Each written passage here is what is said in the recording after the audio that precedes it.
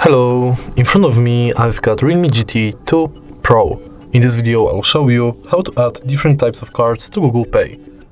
In the beginning, let's go to Google Pay app and tap blue button at the bottom of the screen.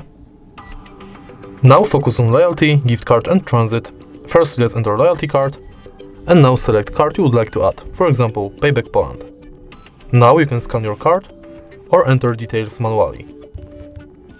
Tap Save and go back. Now let's select gift card. Similarly to loyalty card, select a shop. Enter card number, PIN, balance, your notes and tap Save. And the last card you can add is public transport.